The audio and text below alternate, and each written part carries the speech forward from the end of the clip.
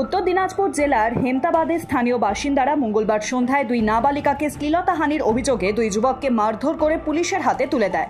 Police সূত্রে জানা গিয়েছে, মঙ্গলবার সন্ধ্যায় দুই কিশোরী টিউশন শেষ করে বাড়ি ফিরছিল। পথে দুই যুবক তাদের রাস্তা আটকে দিয়ে শ্লীলতাহানি শুরু করে বলে অভিযোগ। মেয়েদের চিৎকার শুনে স্থানীয় বাসিন্দারা ছুটে এসে অভিযুক্তদের মারধর করে।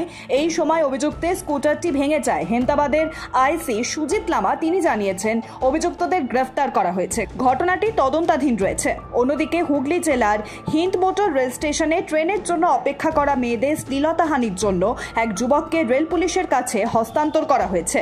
আরপিএফ সূত্রে জানা গিয়েছে, ওই যুবক মেয়েদের কাছে গিয়ে তাদের সঙ্গে ছবি তুলছিল, যার ফলে তারা রেগে যান এবং উপস্থিত লোকজন ওই যুবককে ধরে আরপিএফ এর হাতে তুলে দেয়। ত্রিপুরার প্রান্তিক মহকুমা সোনামুড়ায় নেশা সামগ্রী চোরাচালানের মৃগয়াভূমি। ঘরে ঘরে হেরোইন, ব্রাউন সুগার, ইয়াবাত মতো নেশা সামগ্রী মজুত রয়েছে। নেশা সামগ্রী পাচার কাজে যুক্ত হয়ে পড়ছেন ঘরের মহিলারাও। তারা শরীরের বিভিন্ন অংশে লুকিয়ে এ প্রান্ত থেকে ও প্রান্তে দেদার পাচার করছেন কোটি কোটি টাকার নেশার সামগ্রী। এমনই এক ঘটনায় ফের প্রকাশ্যে এসেছে সোমবার মধ্যরাতে। একটি যাত্রীবাহী ম্যাক্স গাড়ি করে নেশা সামগ্রী পাচারকারী তিন মহিলা সোনামুড়ার দুর্গাপুরের ফুলজান বেগম, ধানপুরের তারাপুকার এলাকার নাহিদা আক্তার, দুর্লভ নারায়ণের মমতা খাতুন আগরতলার দিক থেকে সোনামুড়ার দিকে আসছিল। মেলাঘর থানার সামনে থাকা নাকা পয়েন্টে পুলিশ দেখে কিছুটা আগে গাড়ি থেকে নেমে যান তারা। এই খবরের ভিত্তিতে পুলিশ তাদের পিছু ধাওয়া করে। কিছু দূর গিয়ে তাদের আটক করতে সক্ষম হয় পুলিশ। মেলাঘর থানার ওসি দেবাশিস সাহা তিনি জানিয়েছেন, তাদের পরনে বোরখায় লুকানো অবস্থায় 34টি সাবানের বাক্স থেকে প্রায় 400 গ্রাম ব্রাউন সুগার উদ্ধার করা হয়েছে। এগুলির আনুমানিক বাজার মূল্য 15 লক্ষ টাকা। রেজেন্ট পার্কের এক খালে মহিলার বস্তাবন্দি পচা গলা দেহ উদ্ধার। মঙ্গলবার বস্তাটি দেখতে পান স্থানীয়রা। পরে পুলিশ এসে বস্তাটি খোলে। সেটির থেকে মহিলার পচা গলা দেহ উদ্ধার হয়। মৃতের নাম পরিচয় এখনো জানা যায়নি।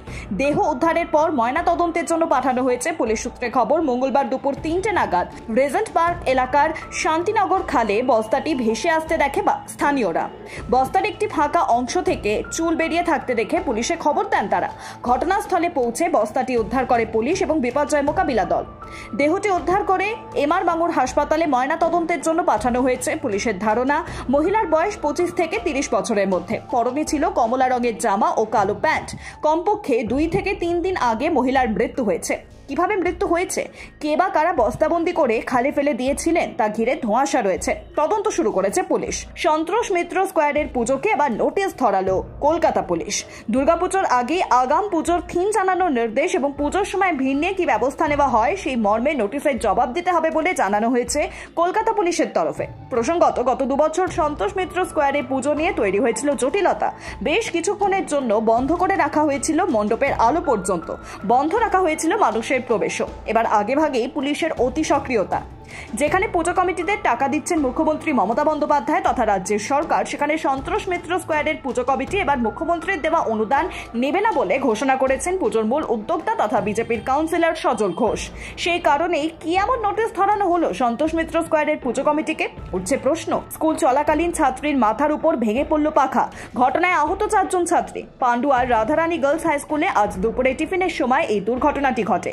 ঘটনার পরে চাঞ্চল্য ছড়িয়ে পড়েছে ছাত্রীদের মধ্যে। স্কুল পরিচালনা সমিতির সভাপতি অসিত চট্টোপাধ্যায় তিনি জানিয়েছেন, টিফিনের সময় ক্লাসরুমে বসে টিফিন করছিল ছাত্রীরা। হঠাৎই একটি পাখা মাথার উপর ভেঙে পড়ে। আহত হয় 4 জন ছাত্রী। তড়িঘড়ি তাদেরকে পান্ডুয়া গ্রামীণ হাসপাতালে নিয়ে যাওয়া হয়। সেখানে তাদের প্রাথমিক চিকিৎসা করার পর তাদের নিয়ে যাওয়া হয় চুচুড়া হাসপাতালে। দুজনের মাথা স্ক্যান করানো হয় চুচুড়ার ইমামবাড়া হাসপাতালে। আহত এক ছাত্রীর বাবা রজ্জাক মোল্লা তিনি জানান, মেয়ের স্কুলে টিফিনের সময় ঘরে বসে টিফিন করছিল, হঠাৎ করেই মাথার উপর একটি পাখা ভেঙে পড়ে। স্কুলের দিদিমণিরা সবাই হাসপাতালে নিয়ে যায়। আহত ছাত্রীদের রক্ষণাবেক্ষণের অভাবে এই দুর্ঘটনা ঘটেছে বলে অনুমান। স্কুল পরিচালনা সমিতির সভাপতি জানিয়েছেন, ছাত্রীদের চিকিৎসার সমস্ত খরচ স্কুল বহন করবে। রাজ্যের আইন শৃঙ্খলা পরিস্থিতি নিয়ে এবার বিধানসভার অন্তরে সরব বিজেপির পরিষদীয় দল। বাংলায় মহিলাদের উপর নির্যাতনের অভিযোগ নিয়ে বুধবার বিধানসভায় আলোচনার দাবি তুলেছিল বিজেপি। তাদের দাবি ছিল মুখ্যমন্ত্রী মমতা বন্দ্যোপাধ্যায় যাতে বিবৃতি দেন, কিন্তু মুখ্যমন্ত্রী এদিন বিধানসভায় না থাকায় অন্য কাউকে দায়িত্ব দিয়ে আলোচনা করানো হয়। সেই অনুরোধ জানান বিজেপির বিধায়করা। তখন রাজ্যের মন্ত্রী চন্দ্রিমা ভট্টাচার্যের জবাব, তারা সন্তুষ্ট না হওয়ায় ওয়াকআউট করেন বিজেপির বিধায়কেরা। এরপর বিধানসভার অলিন্দে বিক্ষোভ দেখাতে থাকেন তারা। রাজ্যের সাম্প্রতিক বেশ কিছু ঘটনায় প্রশ্ন উঠেছে আইন শৃঙ্খলার পরিস্থিতি নিয়ে। জেসিবি জয়ন্তদের মতো এলাকায় মাতব্বরদের গজিয়ে ওঠা নিয়ে সমালোচনা শুরু হয়েছে। প্রশ্ন উঠছে সাম্প্রতিক একাধিক গুলি চলার ঘটনা নিয়েও। ঘটনাগুলিকে কেন্দ্র করে বিগত বেশ কয়েকদিন ধরে রাজ্য সরকারকে চাপে রাখার চেষ্টা করেছিল বিজেপি। এবার বিধানসভার অন্দরেও রাজ্যের আইন শৃঙ্খলা ইস্যুতে সরব পদ্ম শিবিরের পরিষদীয় দল। জমি বিবাদকে কেন্দ্র করে দুই পক্ষের সংঘর্ষে মৃত এক, জখম বেশ কয়েকজন।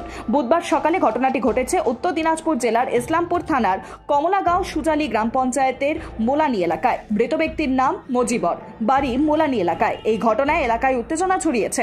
জানা গিয়েছে দীর্ঘদিন ধরে মজিবরের লোকজনের সাথে স্থানীয় তৃণমূল পঞ্চায়েতের সদস্য ফরাজের সঙ্গে জমি নিয়ে চলছিল বিবাদ।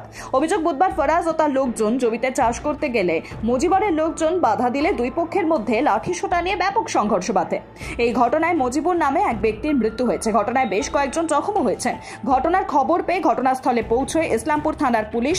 বিশাল পুলিশ বাহিনী পরিস্থিতি নিয়ন্ত্রণে আনে। পুলিশ মৃতদেহটি উদ্ধার করে ময়নাতদন্তের জন্য ইসলামপুর মহকুমা হাসপাতালে নিয়ে আসে। পাশাপাশি জখমরা ইসলামপুর মহকুমা হাসপাতালে চিকিৎসাধীন রয়েছে। স্বামীর পরকীয়া সম্পর্কে বাধা দেওয়ায় স্ত্রীকে সুপারি কিলার এনে খুনের চেষ্টা স্বামীর। পুলিশের তৎপরতায় আগ্নেয়াস্ত্র সহ গ্রেফতার সুপারি কিলার ও অভিযুক্ত স্বামী। ঘটনায় চাঞ্চল্য বারুইপুর থানা এলাকার বেলেগাছিতে। অভিযুক্ত স্বামীর নাম হোসেন ফকির। তার বাড়ি জীবনতলা থানা এলাকায়। তার সাথে 2.5 বছর আগে সন্তোষপুর এলাকার বাসিন্দা আসমান বিবির বিয়ে হয়। বিয়ের পর পরকীয়া সম্পর্কে জড়িয়ে পড়ে নূর। স্বামীর প্রেমে বাধা দেয় আসমান বিবি। এই নিয়ে শুরু হয় পারিবারিক অশান্তি। ঘটনার সমস্যার সমাধানে আসমান বিবির দাদু বাড়ি বারুইপুর থানা এলাকার বেলগাছির নবপল্লীতে সালিশি সভা পর্যন্ত ডাকা হয়। বন্ধু পরিচয় দিয়ে সেই সালিশি সভায় সুপারি কিলার নিয়ে যায় স্বামী। চিতপুর থানা এলাকার বাসিন্দা সাহিল খান এলাকায় কুখ্যাত দুষ্কৃতী হিসেবে চিহ্নিত। তাকে ভাড়া করে নিয়ে আসে নূর। সোর্স মারফত জানতে পেরে সাহিল খানকে আগ্নেয়াস্ত্র সহ গ্রেফতার করে বারুইপুর থানার পুলিশ। গ্রেফতার করা হয় নূরকে। তল্লাশি অভিযান চালিয়ে আসমান বিবির দাদুর বাড়ির পিছনে পুকুর থেকে গুলি ভর্তি বন্দুক উদ্ধার করে পুলিশ। ঘটনায় মোট 2টি আগ্নেয়াস্ত্র উদ্ধার করা হয়েছে। অভিযুক্ত পুলিশ নূর ও সাহিল খানকে জিজ্ঞাসাবাদ করছে বারুইপুর থানার পুলিশ। বীরভূমের মোহাম্মদ বাজারের সরকারি বাস থেকে উদ্ধার 65 কিলো গাঁজা। আটক 3 জন মহিলা। ডিস্ট্রিক্ট এনফোর্সমেন্ট ব্রাঞ্চ ও পুলিশের যৌথ উদ্যোগে এই বিপুল পরিমাণ গাঁজা উদ্ধার করা হয়েছে আজকে। পুলিশ সূত্রে জানা গিয়েছে দুর্গাপুর থেকে মুর্শিদাবাদের উদ্দেশ্যে নিয়ে যাওয়া হচ্ছিল। মোহাম্মদ বাজারের রায়পুর গ্রামের কাছে 14 নম্বর জাতীয় সড়কে বাসটিকে দাঁড় করায় পুলিশ এবং ডিস্ট্রিক্ট এনফোর্সমেন্ট ব্রাঞ্চের সদস্যরা। এরপর সেখান থেকে উদ্ধার হয় গাঁজাগুলি। কি উদ্দেশ্যে কার কাছে নিয়ে যাওয়া হচ্ছিল তাদেরকে আটক করে জিজ্ঞাসাবাদ করেছে পুলিশ। এই বিপুল পরিমাণ গাঁজার আনুমানিক বাজার দর প্রায় 75 লক্ষ টাকা।